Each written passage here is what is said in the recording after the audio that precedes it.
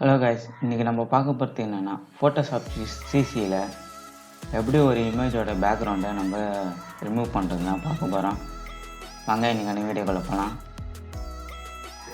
இந்த இமேஜோட background blue கலரில் இருக்குங்களா, அதை எப்படி எரேஸ் பண்ணுறதுன்னா இப்போ எரேசர் கிளிக் பண்ணுங்கள், அதை ரைட் கிளிக் பண்ணுங்கள், பேக்ரவுண்ட் எரேசர் டூல்னு இருக்க பார்த்தீங்களா, அதை கிளிக் பண்ணுங்கள்.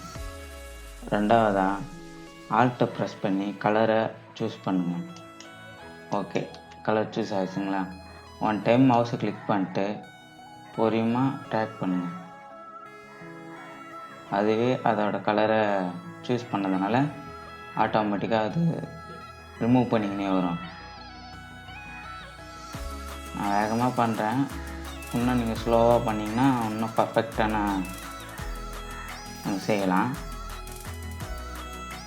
பார்த்தீங்களா, செம்மையாக ரிமூவ் ஆகிடுங்க. அது இதே தாங்க, அதே க்ரீன் கலரில் இருந்தாலும் ரிமூவ் பண்ணிக்கலாம். இல்லை இது எனக்கு கஷ்டமாகுது, நான் வேகமாக ஃபோட்டோஷாப் செய்யும்போது இதெல்லாம் பண்ணின்னு இருக்க முடியாது அப்படின்னு நீங்கள் நினச்சிங்கன்னா இதோட இன்னொரு ஷார்ட்கட்டும் நான் சொல்லித்தரேன். ஃபஸ்ட்லேருந்து வருவோம். ஓகேங்களா, இப்போ ரொம்ப ஈஸியான மெத்தட் என்னென்னா, திரும்ப எரேசர் டூல் போங்க, ரைட் கிளிக் பண்ணுங்கள், மேஜிக் எரேசர் டூல்னு இருக்குது பார்த்தீங்களா, அதை கிளிக் பண்ணுங்கள். ஆல்ட்டை பிடிச்சின்னு ஒரே ஒரு டைம் அந்த கலரை சூஸ் பண்ணுங்கள். ஓகே, ஒன் டைம் கிளிக் பண்ணுங்கள் அந்த கலரில். பார்த்தீங்களா, வாவ், செம்மையாக ரிமூவ் ஆகிடுச்சுங்களா. இதுதான் ஷார்ட்கட்டு. ஃபோட்டோஷாப் சிசியில் செம்மையாக ஒர்க் ஆகும்.